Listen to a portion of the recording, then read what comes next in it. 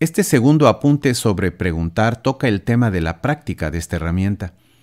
Para ello se propondrán criterios de aplicación a los que se agregarán algunos desaprendedores y aprendedores, relacionados principalmente con la práctica de esta herramienta fundamental.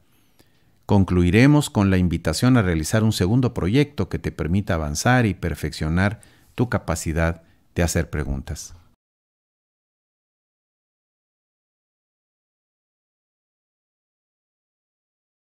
Entre los criterios para el uso adecuado de esta herramienta te recomendamos los siguientes. Hay correspondencia entre pregunta y respuesta. Quien pregunta debe asegurarse de que su interlocutor entendió la pregunta, y éste a su vez asegurarse de que su respuesta fue entendida por su contraparte. ¿Qué tan frecuente es que la respuesta que se recibe tiene poco o nada que ver con la pregunta que se hizo? Hay personas que ni lo notan. Por ejemplo, la diferencia de respuestas a la pregunta ¿a qué hora regresaste a tu casa? Me fui a cenar antes de llegar, unos minutos antes de las 7 de la tarde. ¿Cuál de las respuestas corresponde a la pregunta? A la no correspondencia también se le llama teléfono descompuesto. Una pregunta gana en claridad si el enunciado es breve y específico. Es el caso de la pregunta que contiene la cantidad de información indispensable y se refiere solo a un asunto, lo cual permite llegar mejor a la respuesta, evitando la dispersión o fuga de información.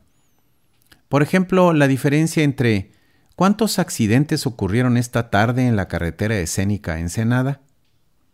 O ¿qué sabes sobre accidentes que han ocurrido en Baja California mientras estaba en la reunión con mis amigos esperando a que terminara de llover? Otra forma del teléfono descompuesto.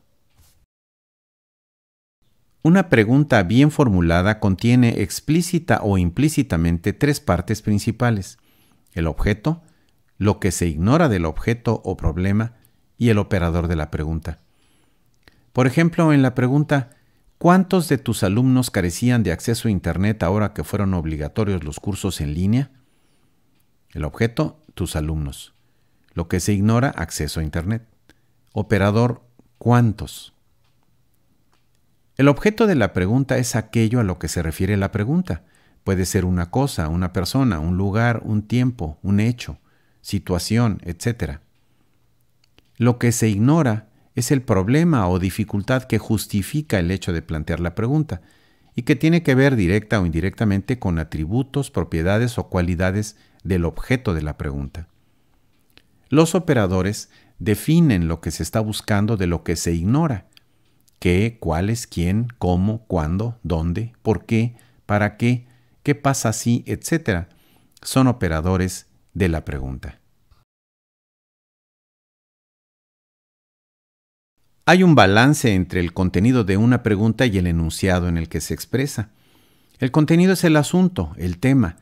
La fórmula o enunciado es la expresión de la pregunta, que puede ser escrita, verbal, corporal o una combinación de ellas. Por ejemplo, para el contenido de la pregunta ¿a qué hora regresaste a tu casa? Pudiera haber dos fórmulas de expresarla. ¿Regresaste a tu casa a la hora de siempre? O regresaste a tu casa a la hora de siempre, aunque ya no sé qué significa eso.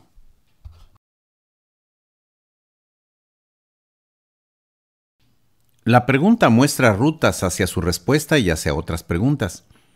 La respuesta puede estar en nuestra memoria o en la de otras personas, en un libro, en un experimento que no se ha realizado. Puede tener una respuesta tan cercana o tan lejana como sea la ignorancia acerca de lo que se busca. Lo importante, sin embargo, es que las preguntas siempre viajan en grupos. No se demuestra ignorancia preguntando. Se demuestra ignorancia haciendo malas preguntas. Por lo tanto, no se trata solo de preguntar por preguntar, sino de hacerlo cuando previamente hemos pensado el alcance, significado e implicaciones de nuestro cuestionamiento.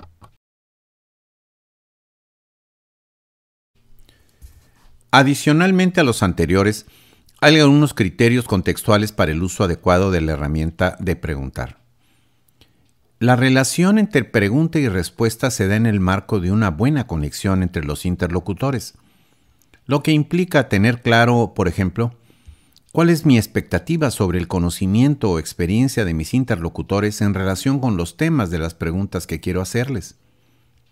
¿Es el momento y lugar más adecuados para las preguntas que me interesa formular? ¿Con qué palabras y estado de ánimo voy a formular mis preguntas?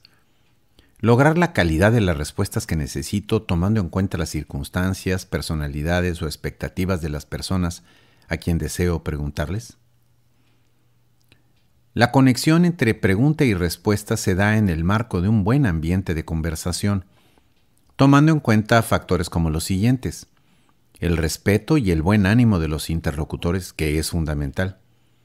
Implica, por ejemplo, escuchar y demostrar que se entendió claramente lo que se nos dice o se nos pregunta.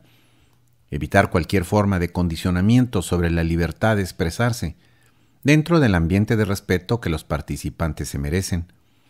Mis interlocutores no tienen la obligación de pensar como yo pienso, y sí, en cambio, yo tengo la oportunidad de escuchar sus puntos de vista, esté de acuerdo con ellos o no. Toda pregunta gira alrededor de uno o varios temas que es necesario poner en el centro del diálogo, de tal manera que preguntas y respuestas se realicen sin perder de vista el tema en torno al cual se está conversando. Lo único que se logra cambiando de manera imprevista o sorpresiva el contenido o el sentido de las preguntas y respuestas es dispersar la información e impedir un aprovechamiento adecuado del tiempo de una buena conversación. De poco sirve un diálogo en el que los interlocutores que hacen y reciben preguntas se mantienen aferrados a la idea de que ellos están en lo correcto y los demás están equivocados. Esta circunstancia recibe el nombre de monólogo de dos o de más, y a veces se le confunde con un diálogo.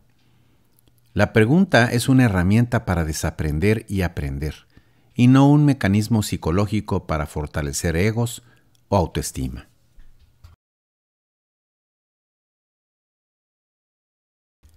Desaprendedores es lo que a veces se dice de una herramienta que pudiera ser equivocado.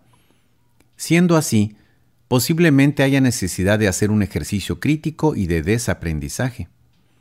A su vez, los aprendedores son experiencias aportadas por personas que han utilizado la herramienta y de las que podemos aprender. Algunos desaprendedores, es decir, lo que se dice de la herramienta que pudiera ser equivocado, son los siguientes. Lo normal es que preguntar sea muestra de ignorancia, pero ¿quién es más sabio? ¿El que cree que sabe o el que sabe lo que sabe y lo que no sabe? La calidad de una buena educación se demuestra con alumnos que saben las respuestas. No necesariamente. Saber las respuestas a las preguntas pudiera tener poca relación con la calidad de la educación. En cambio, es más revelador cuando estudiantes y profesores saben hacer preguntas informadas y bien formuladas. Los niños deben ser enseñados a callar. Quizás más bien la enseñanza tendría que ser acerca de momentos. La intención natural de los niños no es molestar, sino encontrar la ruta para entenderse con quienes viven y conviven, y de paso organizar su lenguaje y sus pensamientos. No se puede avanzar solamente preguntando. No necesariamente, pero hay extremos y hay extremos. Se dice popularmente que somos lo que comemos. Asimismo, podría decirse que somos lo que preguntamos. Responder a una pregunta con otra no es educado. No necesariamente. Cuando alguien pregunta, a veces es mejor abrir opciones que cerrarlas. En cualquier diálogo, la respuesta delimita y cierra. La pregunta, en cambio, abre y explora.